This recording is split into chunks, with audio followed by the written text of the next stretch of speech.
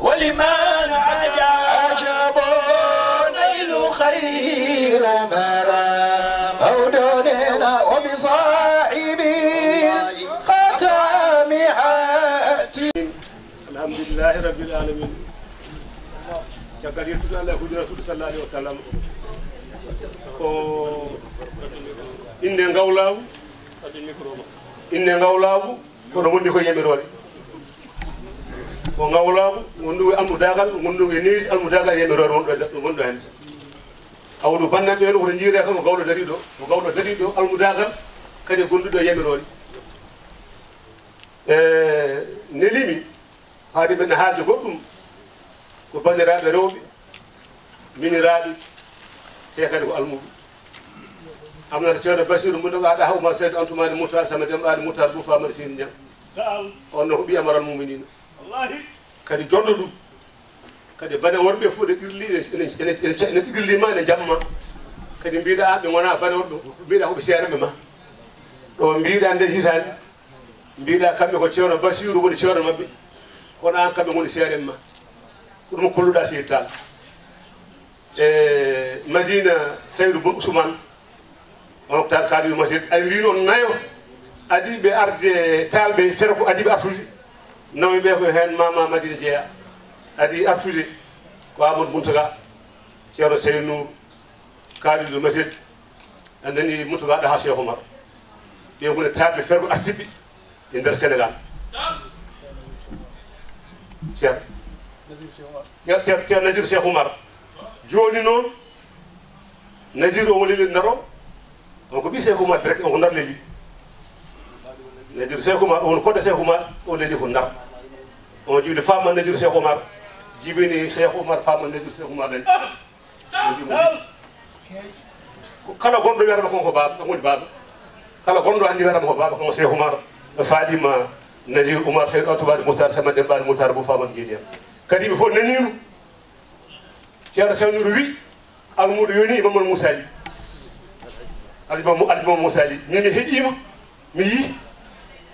o itti hada o ki sohna Fadi ɓe taw ɗum mi en 66 o itti hada o sohna Fadi non en mbiyamo Seydi Ly Madina ceerno Basiru amna ceerno Basiru omo salmima Mahamadou Makki mo salminamo bandiraɓe debbo e bandiraɓe gorko salminamo almudo e ceerno muɗum salminamo giɗo mum e kalifa muɗum o wima oɗo ñalawma ko ñalawma mo jeeyi tadaɓe Cheikh Oumar ƴetti ko ene jeeya o addi boisson kala kene yare o addi o teddiniri hadara o ɗum ɗo noon ko yawde hen ko mballitoɗa kaɓa ziyara o Madina Ousmane Tall Ousmane Bon Ousmane tan kadir masjid Madina Tall kanko ne waddi o waɗa enveloppe o wi ko mbeddi ko ma ceerno makki ko heddi ko noon wonko kalɓe joni Cheikh Oumar e mba haade ɓuuri muɗum professeur nan dari ama Tidiane Diaté gasi yagadi gasina gasi joni noon mi salmini hadara o aadi biladi kinaba wona yaade barjam musibili basire samba dembaadi Moutar bu famade Seydi Diang o wete tikka mojo cedilo jo bejimani kako ɓerno furkani wakkani alimala kulli fallin kako woni baalo wonde so wonde ko sirla bowal inde makko nde mat wona ko ayno baali no mbimara ayno baali mat wona ko capanɗe jeeɗiɗi mimo ko capanera wona ko temedɗi elimansire samba dembaali Moutar bu famade Seydi Diang kanko wiyete ko ɗum woni peete jumuɗo ala sera musibe limasire sama dembali mutar bu faama seeni dem modona kawji mutar samba ede wasamba autumani mutar jibi seydi autumani mutar biyete lima geddo اللهم صل على رسول الله صلى الله عليه وسلم اللهم صل على سيدنا سليم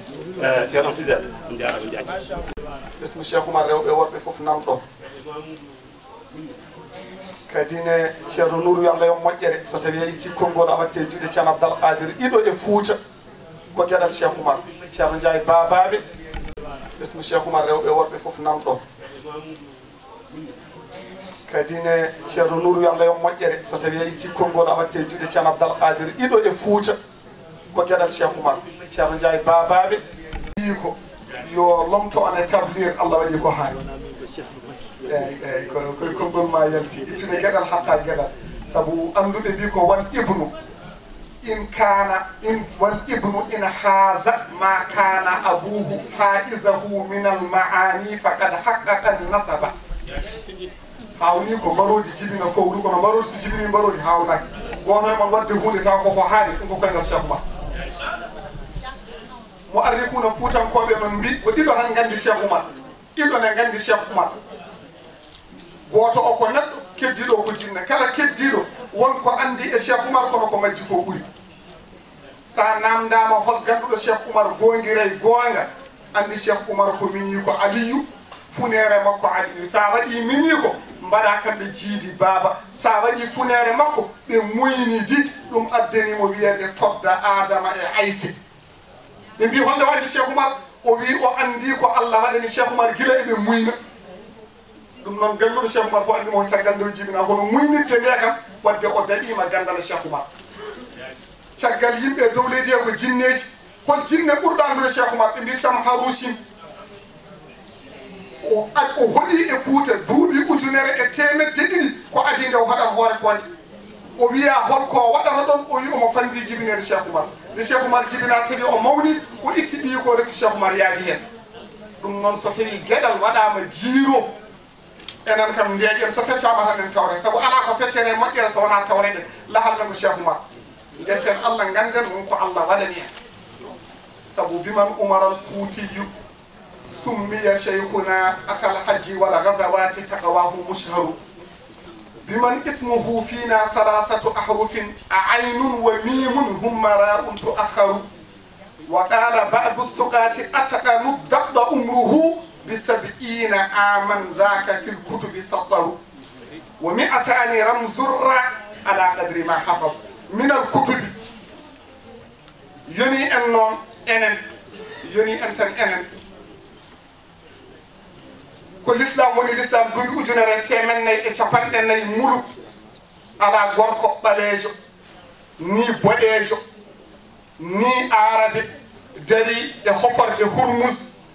wi yetti allah e ko allah waɗani ɗum gande ɗe fof so duppama ƴarama e ngoɗo maayo o hokkama tan omo wawi wattude no wonno ɓurtinta o mankinta gorko basinoɗo ɗum o ko ɓalejo eɗen jettira allah ko afrique najo eɗen jettira allah ko fuutanke eɗen jettira allah ko taani men neɗɗo noon so dañat hunde anda o wasa ɗum ɓuuri haala ka ko juutata ko pop so tawi tan ko ɗum ɗo funtirteɗen yen ɓoye funtede allah e nelaɗo allah e cettidani cheikh oumar yo funti ɓoye e dow koye men tinnoɗen neɗɗo nde daɗata nde nde daara kono nde daɗete nde nde daara kono ɓuuri hawnade noon ko wonde daɗɗo ha datte ɗum ɗo koko kewi koko joli wona eɗen mawnina cheikh oumar ala ko ha mawnen e nder ko allah mawnini hokki cheikh oumar tinnoɗen e ɗum ɗo hoto kaaɗen hoto kasten heddiɓe ko kaalata hen ko kadi muñodiren e ɗum inna lillahi sirran yudhiruhu ala lisani mutakallimina won wiɓe ko hadis won wiɓe ko asar loppuɗi e gonga haalane woodi ko kamɓe ɓe tan kaalata ɗum enen so goto emen haali tan wontat goɗɗum saabu jeeya ko kamɓe jeeyi soɓe gari hen heññude ɓe totta ɓe gueɗe mabɓe nde ittude gueɗal hatta gueɗal kala mo ittude gueɗal haɗi gueɗal tawata ko alama arti ha ɗo noon mi dufci naggi hejulci cimbi tan kadi futuro ko 10 kala joguiɗo namdal bisimilla mum ɓesmi cheikh oumar noon rewɓe worɓe gatan puccinmi kono sehilaɓe ɓe nan ga kono ala kullin min calmini on min juurima on han kadi konngol artat gatan ɓaade askilaji garani wi ko yo lomto on e tablir Allah waɗi ko haani eyyi koye konngol ma yalti ittude gueɗal hatta gueɗal saabu anduɓe mbi ko wal ibnu in kana wal ibnu in haaza ma kana abuhu haizahu min al maani faqad haqqaqa nasaba hawni ko mbaroji jibina fowru kono mbaroji so jibini mbaroji hawnaki goto e mon wadde hunde taw koko haani ɗum ko koyngal Cheikh Oumar mo arri kuna fuutankoɓe non mbi ko ɗiɗo tan gandi Cheikh Oumar ɗiɗo ne gandi Cheikh Oumar goto o ko neɗɗo keddiɗo ko jinne kala keddiɗo wonko andi e Cheikh Oumar kono ko majji ko ɓuuri sa namdama hol ganduɗo Cheikh Oumar gongiray gonga andi Cheikh Oumar ko mini ko Aliyu funere makko Aliyu sa waɗi mini ko mbaɗa kamɓe jiidi baba sa waɗi funere makko ɓe moynidi ɗum addanimo wiyede kodda Adama e Ayse ɓe mbi honde waɗi Cheikh Oumar o wi o andi ko Allah waɗani Cheikh Oumar gila eɓe muyna ɗum noon ganduɗo Cheikh Oumar fo andimo caggal nde jibina kono muynirde nde kam wadde o daɗima gandal Cheikh Oumar caggal yimɓe dow leydi he ko jinneji hol jinne ɓurɗo andude Cheikh Oumar ɓe mbi Sam Harousim o hoɗi e Fouta duuɓi ujunere e temedde ɗiɗi ko adi nde o haɗat hoore fonde o wiya holko waɗata ɗon o wi omo fandi jibinede Cheikh Oumar nde Cheikh Oumar jibina tawi o mawni o itti ɓiyi ko rekki Cheikh Oumar yaadi hen ɗum noon so tawi gueɗal waɗama jiiro enen kam ndeeƴen so feccama tan en tawre saabu ala ko feccere moƴƴere so wona tawre ɗen lahal men ko Cheikh Oumar jetten Allah ganden wonko Allah waɗani en saabu biman Oumar al Foutiyu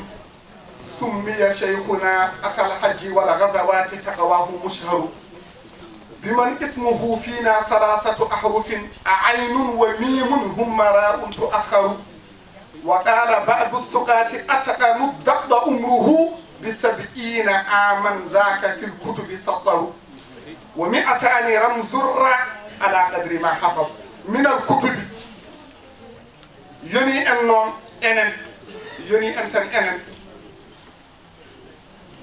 كل الاسلام وني الاسلام دوي اجنره تيمن ناي اتشابان ناي مولو على غوركو باليجو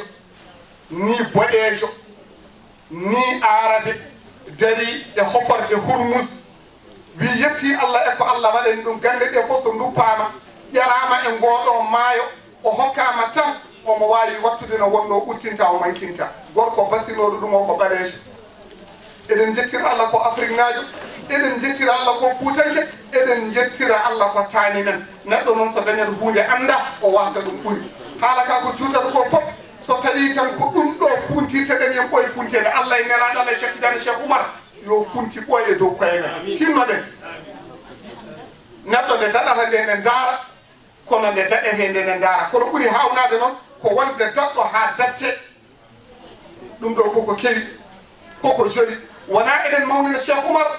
ala ko ha mawnen e nder ko Allah mawnini hokki Cheikh Oumar tinnoɗen e ɗum ɗo hoto kaaɗen hoto kasten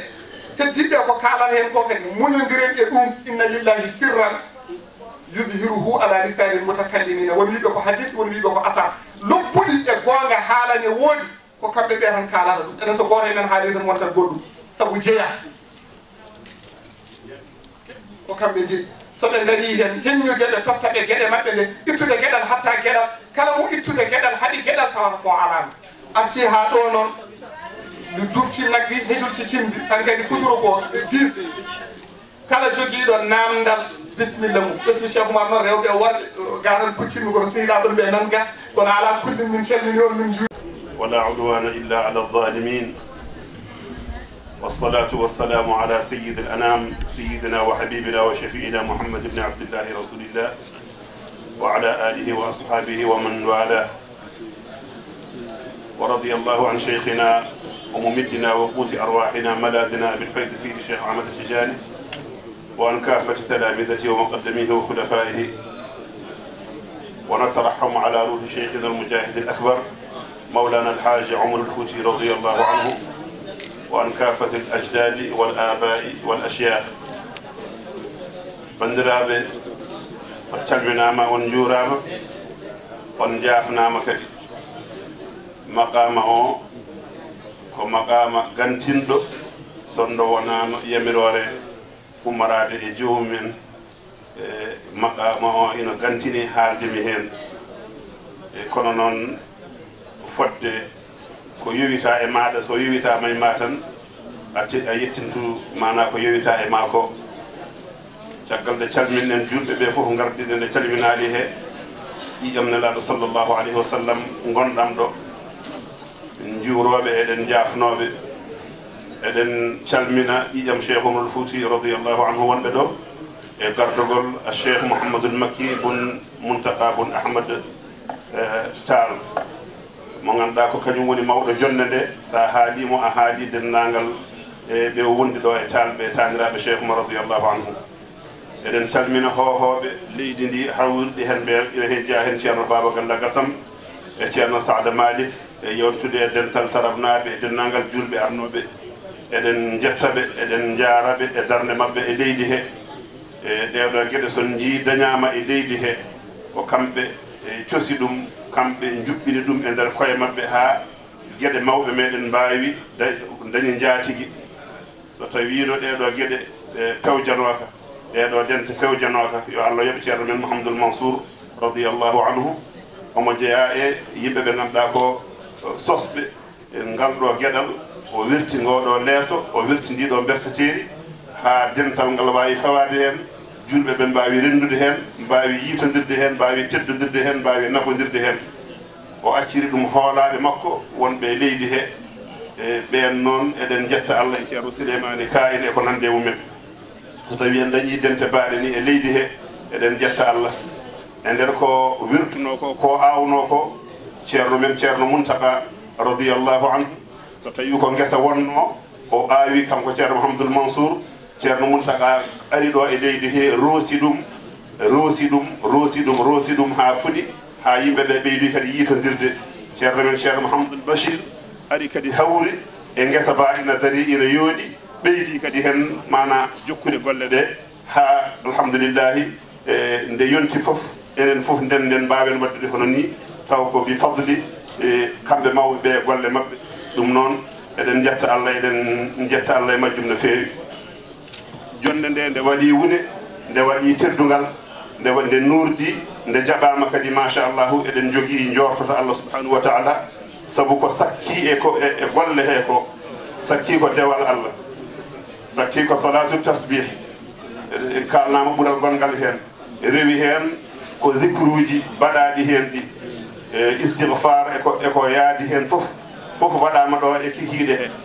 ɓerɗe ɗe laaɓi ɓerɗe ɗe coccima yimɓeɓe kestiti to Allah subhanahu wa taala hankadi golle goɗɗe gari tawima hen no wayno hankadi waɗi jorto golle ɗe ɗe fawi koɗo tiiɗi so ɗe fawi ko e dewal Allah kamɓe noon organisme ɗum ɓe walla kamɓe ɓe nodduɓe ɗum ɓe yo Allah yoɓɓe moƴƴere ɓe cowima baraji mana dañaɗi hen ɗi ha heewi yo Allah ɓoyno wadde en ni nde wonno so tawi en mbaɗani ni tan woodata goɗɗum ɗum mbaɗoyɗen so tawi en gurtama noon wadde ton ni taw eɗen gandi ko moƴƴere woni hen Allah wi subhanahu wa taala la khayra fi kathirin min najwahum illa man amara bi sadaqatin aw ma'rufin aw islahin bayna an-nas batuji kewɗi baɗoji aduna Allah wi moƴƴere ala hen kono batuji tati kam mbeɗa woni hen mbeɗa waɗi hen kadi moƴƴere ɗin batuji tati noon kaalaɗi ɗi Allah haali e qur'ana no wayno nguɗo batu ina mofti gueɗe ɗe fof no didorino yo Allah hokku en fandinde hen wa amma ko heddi ko seedam pagal ngal seedam pagal ko hunde moƴƴere ino ko goo ko irrade jomum waɗi moƴƴere an joom gueɗal o joom hunde o woni taniraɓe Cheikh Oumar radiyallahu anhu gargol mabɓe ɗo e leydi he ɓe jii darde men no daroɗen e galle Cheikh Oumar no daroɗen e affaire Cheikh Oumar ene lebdi e mabɓe kamɓene ɓe jiyana en ɗum ɓe jiyani en ɗum ɗon ɓe kolla en ɓe jii ɗum woni ɓe gaddana en seedam pagal ngal ganduɗa ina tindina ɓe beltanima en ɓe dutte en teddugal e mana yen jokku golle meɗen Cheikh Oumar en kolli ko Cheikh Oumar Fouta ko Cheikh Oumar l'islam ko Cheikh Oumar diine foof ɗum noon kala neɗɗo ina jogui hen gueɗal no jogui hen lawol arde darade gueɗe ɗiɗi o heɓiri tagore nde gueɗe ɗiɗi o waɗimo wadde réussite e diine Allah o caggal ballal Allah bi khayrihi wa bi khaylihi ko konguɗi ɗiɗi moftuɗi go hen fof no mofti ko heewi bi khayrihi nanni kala jikku makko nanni kala gandal makko nanni kala muñal makko nanni kala teddugal makko nanni kala neɗɗagal makko ɗum gon mayonoyaji wobi khaylihi nanni jabaragal makko nanni cuusal makko nanni hareji makko dan ko deedo gede o rendini kanko sallallahu alaihi wasallam dum woni jalabal wara o hebiri windere de Cheikh Oumar ne den gandi ido jikkuji fof ko jikkuji mum eden gandi ko gando eden gandi ko kuldo Allah eden gandi ko jambaro eden gandi ko karaysire eden gandi ko jom ceddungal eden gandi ko jom bay bursagal so wona dum eden gandi fuutankobe nameji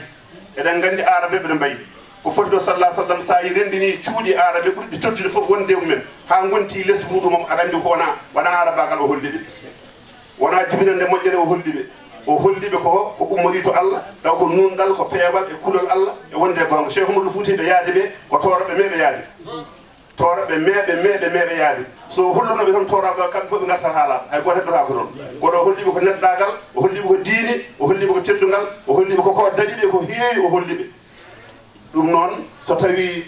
Ceerno Bokar wi ashbihi bi sayyidil khalaiq kullu fi'alihi wa fil khalaiq woni halaka fo haydo hada wassalamu alaykum wa rahmatullah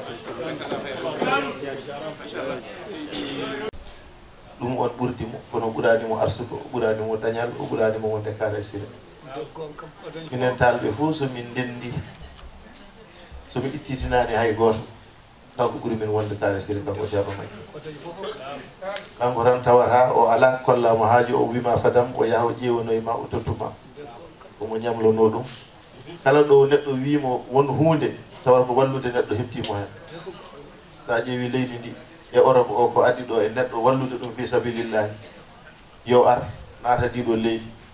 hewɓe cikka wonko dartata hen taw hay hunde so tawi wonko dartanno hen hande taw omo jogui étage uji kono noon ko wallude fuutankoɓe tan yo jah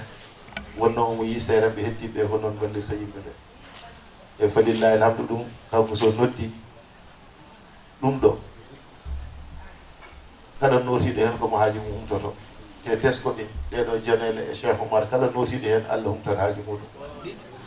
ɗum noon oɗo woni deuxiéme édition action oumarienne e ardagol Ceerno Abdourahmane Diallo e Adama Ba Ceerno Abdourahmane Ceerno Makki wi oppidde on tan koye Cheikh Oumar e wonon kon ɗiɗo kono ko onon mbaɗi ɗum ɗo ndeke kewgol ngol ala importance ko barke o waɗi importance Cheikh Oumar noon ko ni so timmi yimɓe tata tan koni dental koye kono waktu ni waktu kam koye ɗiɗo fuɗɗi kono dente goɗɗe ɗe so dañi tati timmi dental Cheikh Oumar noon so woni ɗiɗo tan tatu no mbawi wadde ko jiɗi wadde fof e barke Cheikh Oumar ko Cheikh Oumar defi on yii ɗum ɗo ko yeehi ko ɓuuri hewde ko heddi ko wono yimɓe ngala temps e Habi Diop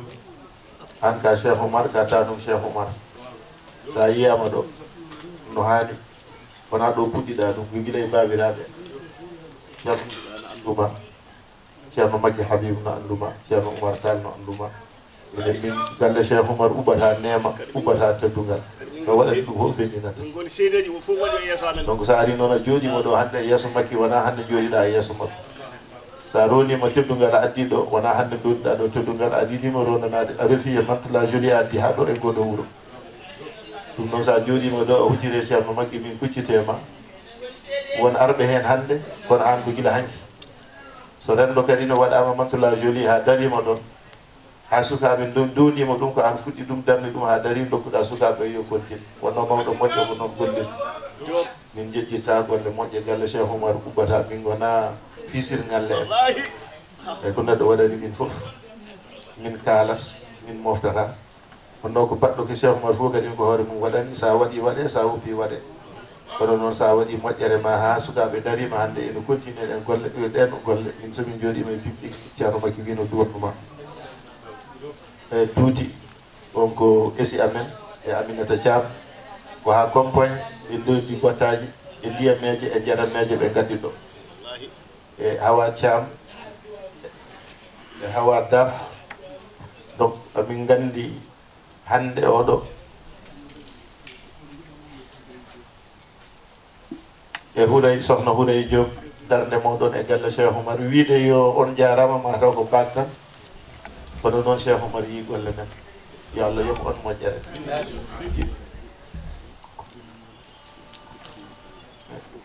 ɗum noon so tawi wiyama yo limte weltare Ceerno Makki ko haali yomi haal ko no heewi kono noon so wiyama yo Allah yoɓ neɗɗo mettini tan malla yo Allah rutte anni e ma a mettini an andi ko ganni yenoɗa e Birane Seydi Wane tanum Alpha Oumar Ceerno Bayla so waɗi nokkuɗo ɓesgu Cheikh Oumar rende nde waɗino tane wanno Cheikh Oumar noon wino tane kala ko dañmi aduna e lahara nden nden so tawi noon wiyama Cheikh Oumar no renda e nokku tanum Alpha Oumar Ceerno Bayla lijjiti nokku o ha ɓesgu Cheikh Oumar fof ari hen e falillahi alhamdu min jejjirta noon miñiraɓe amen nanɗo Ceerno Najir mo ganduɗa kañum jooɗani min ɗo e leydi he minen min garan tan amin jaaha kala jiiɗo mo ko minen fof jii darde makko e sera fedde Adama Aïssa o ardi eɗen gandi ardade baroɗe weeɓani saka baroɗi baɗɗi ñiiƴe noon ɓe ganduɗa gotir hen fof ala ceen wawi arda ɗum tan ko mbaɗo no makko ni e miji men Cheikh Tidiane ceerno men ceerno Ahmad Bocar Sy o wi en jaafo seeɗa tan hade ceerno rokkude duwaw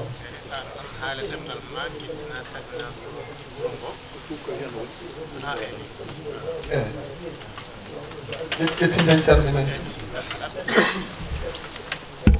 mawɓe wuro ngo ne ƴettina tan ƴetto ɗum men keeriɗo e inde wuro ngo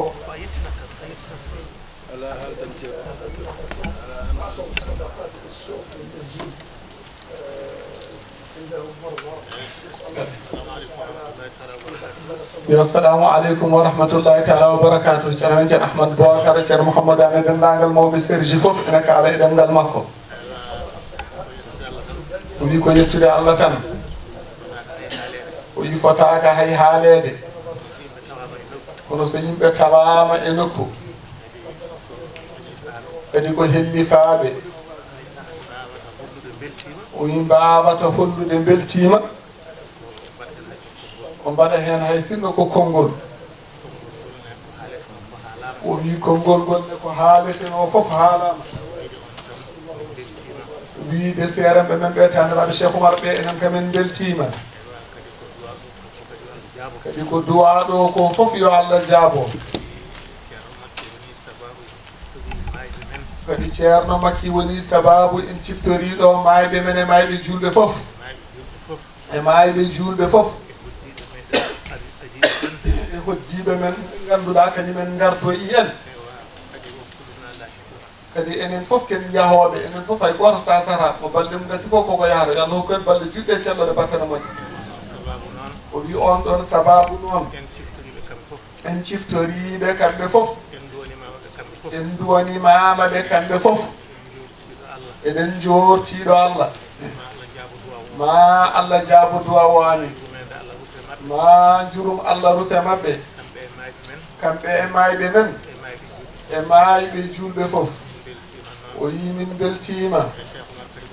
o wi ceerno Cheikh Oumar kadi ko ni tan ɗo ari fof ko ni haalete tan koko moƴƴi koko ɓeydata julɓe kadi laaɓa fof surtout onon mawɓe ɓe o wi ko onon puɗɗi ɗeɗo golle fof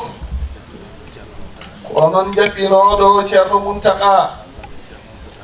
ha barke ceerno Mountaga rufi ɗo ha ɗum ɗo kadi ne arti ɗo o wi ceerno makki wi weltima no feewi o wi so yeehi kadi ma ona on mawɓe ɓe ceerno Bachiru amirul mu'minina e khadimul hadarati ceerno Mouhamadoul Madaniyu o wi ko puɗɗiɗen ɗo ko yo Allah ñimnu ɗum amin yo Allah sellin ɗum amin yo Allah hokku en barke majjuma amin o wi yo ɓesguji men defte ɗeɗo pere amin haɓe lomto en e ɗe golle amin tawa enen fof eɗen tawa amin o wi ko heddi ko ceerno ne yettina konngol mum monsieur le consilari o araga e yeeso ceerno en monsieur le consil ceerno en mbi garɗa tawi ko golle ɗe timmi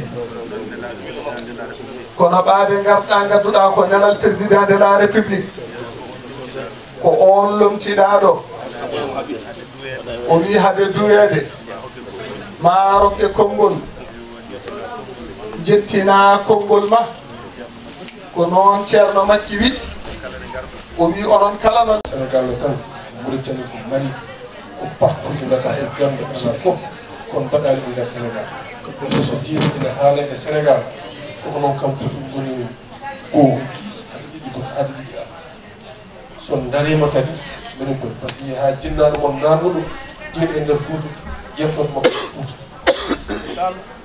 ko Fouta o yettata so ha ari ɗon minen min gari ko hen min jokki min goni almuɓe min ñaago min dawa hen jinnaɓe min tawi no mbaɗɗum min gari min tawi honne kadi on gari e leydi he saabu yidde mon woni générosité mon arde ga onon poɗɗon tan ko jooɗade yimɓe ngal arde e yimɓe hen ɗum ko jidde vraiment jogade arde ɓen ko komin jogi ko min dokko ɗon mbawno jooɗade to mbawɗo mon fo hay so cuuɗi min tawoyto joni on goppi cuuɗol ɗum on goppi ɗum men on gari oɗo ɗen ɗum ko wonde généraux ɗum ko nen ɗum moƴƴo tan waɗat ɗum jiɗɗo yimɓe jiɗɗo faabade yimɓe par ce que ɓurɗo tampude fof wonde nokku ɗum ɓuri tampude mi nani discours ma ko ɓooyen koɗa haala koye wonno koye réseau WhatsApp aɗa haala e wonɓe ɗo ɓe no nehirde sukaɓe nder to banggue ɗemgal ɗemgal ɗum mi jangui hen no fewi min hoore personnel donc vraiment ko yettude on yettude wonɓe ɗo ɓe foof jarnaɓe on e dow inde président naɓe ɗum mi hesɗini kadi yaafuya mi hesɗitino kadi ñagade duwaw faade e makko faade e leydi ndi e kala saaha faade e makko faade e leydi ndi e kala saaha oɗo gandi kankone ko almuɗo ko ɓiɗɗo e gallo ko almuɗo ko ɓiɗɗo e gallo donc e kala saaha ɗo ñaaga duwaw ñaago ɗum duwaw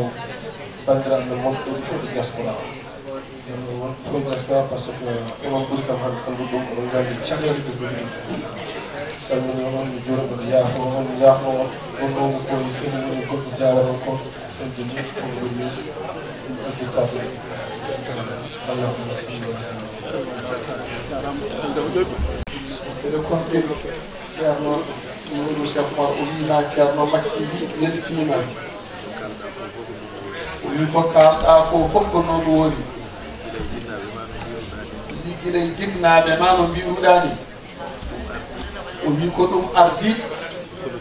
politique oɗo mo gonɗa e dow neɗɗo ne wawno hebde nomination tan poste politique waylo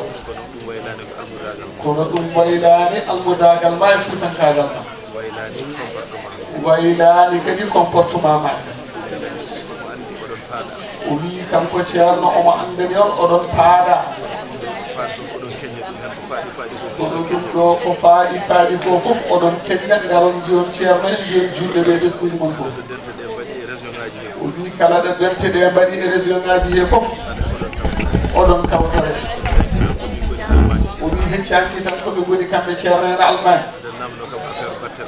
aɗa namdomo affaire batteɗo kano o wi ɗum firti ko haqqille ma ina e gonɗe Oumariya dilloje e leydi he fof haqqille ma ina hen o wi ɗum eɓe gandi kala ɗo mbawɗa wonde kala ko watte e galle Cheikh Oumar haqqille ma ina hen an e Abdoullahi Diallo mawde foof noon o wi sa yi mbiyanami président de la république ceerno Makki Mourtada ƴeltima hakkude makko e galle Cheikh Oumar wona hande fuɗɗi ɗum noon sa ari ɗo e nelal makko e yeeso ceerno Makki kanko omo wawi seedanadema ɗum o weltima yo Allah weltima yo Allah ɓeydani yo Allah suusne yo Allah addu jaam e leydi ndi adda nanodiral jaam coynaɗo hakkude mawɓe yiitondirɓe ɓe moƴƴere yakorande ɗe e nanodiral yo ɗum won toɓo jurum Allah ɓe paamodira leydi ndi fof faamodira wona caggal président mo Allah ardini o ha moƴƴere yakorande ɗe wonde e nder leydi ndi leydi ndi wawa naftorade ɗum amin ɗum noon ko jaam tan addata ɗum yo Allah yettimɓe gol lawol amin o wi ceerno Makki wima weltima kadi haala ma ka welimo no fewi ha émission jaggimo ha ɗum ni jaggimo ɗum addani wiide yo mi haala o wi ko ɗum addani ceerno lomtade ne haala ɗemgal makko so weltima tan o wi so weltima tan oɗon kad haalde sabi weltare o weltima e ma Allah jarama a jarama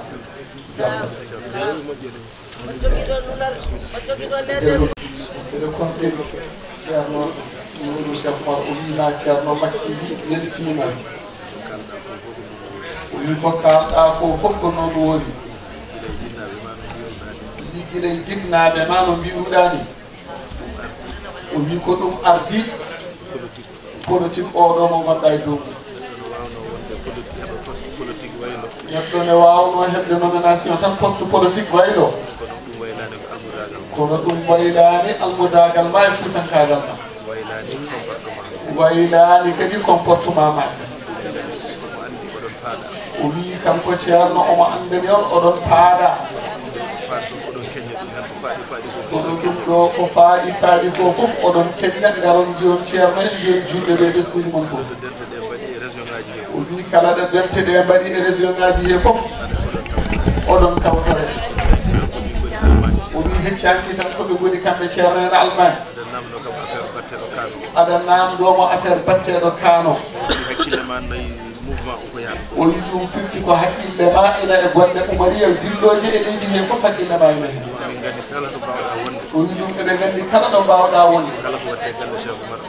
kala ko watte e galle Cheikh Oumar haqqille ma ina hen an e Abdoullahi Diallo mawde foof noon o wi sa yi mbiyanani président de la république Ceerno Makki Mourtada ƴeltima hakkude makko e galle Cheikh Oumar wona hande fuɗɗi ɗum noon sa ari ɗo e nelal makko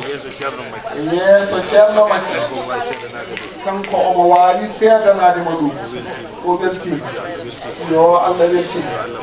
yo Allah ɓeydani yo Allah suusne yo Allah addu jaam e leydi ndi adda nanodiral jaam coynaɗo hakkude mawɓe yiitondirɓe ɓe moƴƴere yakorande ɗe e nanodiral yo ɗum won toɓo jurum Allah ɓe paamodira leydi ndi fof faamodira wona caggal président mo Allah ardini o ha moƴƴere yakorande ɗe wonde e nder leydi ndi leydi ndi wawa naftorade ɗum amin ɗum noon ko jaam tan addata ɗum yo Allah yettinɓe gol lawol amin o wi Ceerno Makki wima weltima kadi haala ma ka welimo no fewi ha émission jaggimo ha ɗum ni jaggimo ɗum addani wiide yo mi haala o wi ko ɗum addani Ceerno lomtade ne haala ɗemgal makko so weltima tan o wi so weltima tan oɗon kadi haalde sabi weltare o weltima e ma Allah jarama a jarama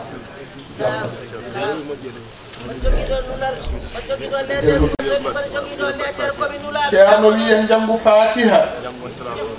jangen salatal fatihi Ceerno timminana en duwa o o wi salatul fatihi oɗo noon wona mo jangeteno komo Cheikh Oumarul Fouti jangatno so wi kala ganniɗo haaju no haaju o waywade fof e on salatul fatihi mo Ceerno Makki jogori jangude o ma Allah humtu haaju mamin bismillah